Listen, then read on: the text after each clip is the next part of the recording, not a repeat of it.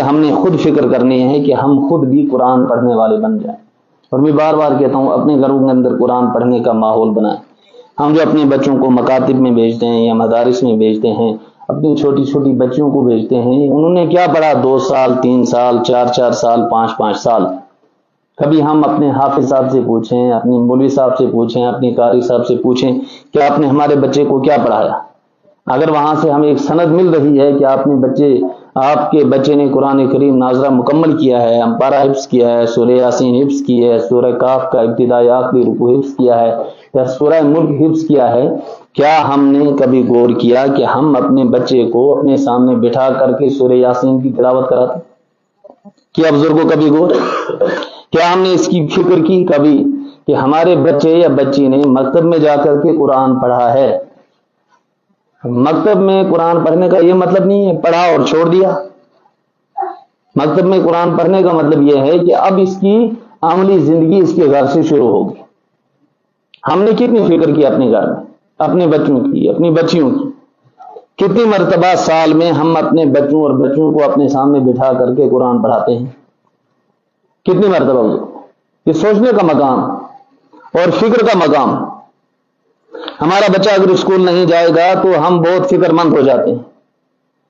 ہم دوڑتے ہیں، بچہ اسکول نہیں جا رہا ہے جی اس کے لیے تعویذ دے دو، نظر لگی ہوئی ہے جی، پتہ نہیں بچے کو نظر لگی اسکول کی نہ سکے مسئلہ تعویذ دی. اسکول نہ جانے پر ہم بچے کی نظر بد کے لیے متوجہ ہو جاتے ہیں کہ شاید نظر بد ہوئی. لیکن بچے نے قرآن پڑھنا چھوڑ دیا، بچہ قرآن نہیں پڑھ رہا ہے، بچہ نماز نہیں پڑھ رہا ہے، بچہ صبح سویرے نہیں جاگ رہا ہے، بچے کے اخلاق نہیں بن رہے ہیں، یہ برے اخلاق کے اندر مبتلا ہو رہا ہے، بچہ بے حیائی کی طرف جا رہا ہے، منشیات کی طرف جا رہا ہے، برے کاموں کی طرف جا رہا ہے، بری صحبت والوں کے ساتھ اٹھ بیٹھ رہا ہے. ماں باپ نے اس کی کیا فکر کی؟ بچپن میں اگر ماں باپ فکر نہیں کریں گے بزرگوں، 14 15 16 17 سال کی عمر میں بچہ جب ہاتھ سے نکل جائے گا ماں باپ بالکل گونگے بن جائیں گے، کچھ نہیں کہہ پائیں گے. کیوں؟ اس لیے کہ اب ماں باپ کو ڈر لگا رہتا ہے اگر ہم نے بچے سے کچھ کہا بچہ آخری اس کے پاس ہی ہوتا ہے، وہ سوسائڈ کر دے گا. اس لیے کہ بچے کی اب عقل خراب ہو چکی ہوتی، بچے کا دماغ خراب ہو چکا ہوتا. اب اس کے باپ کی بات سمجھ میں آنے والی؟ نہ باپ کی بات سمجھ آئے گی، نہ ماں کی بات سمجھ آئے گی، نہ اس کے سامنے اللہ کی کوئی حیثیت ہوگی، نہ رسول اللہ صلی اللہ علیہ وسلم کی الیاذ باللہ کوئی حیثیت ہوگی. کیوں؟ ماں باپ نے شروع میں فکر نہیں کی، بالکل فکر نہیں.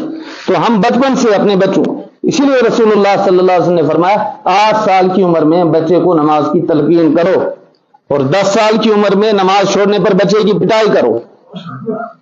کہاں ہماری توجہ؟ جو بچہ سلجھا ہوگا یہ سمجھ لیجئے اس پر اس کی ماں کی تربیت کا اثر ہے، اس کے والدین کی فکر کا یہ اثر ہے، اس کے باپ کی فکر کا اثر ہے کہ بچہ سلجھا ہوا ہے. اور اگر بچہ الجھا ہوا ہے والدین کی کوتاہی ہے، ماں کی کوتاہی ہے، باپ کی کوتاہی. ہمارا بچہ 8ویں جماعت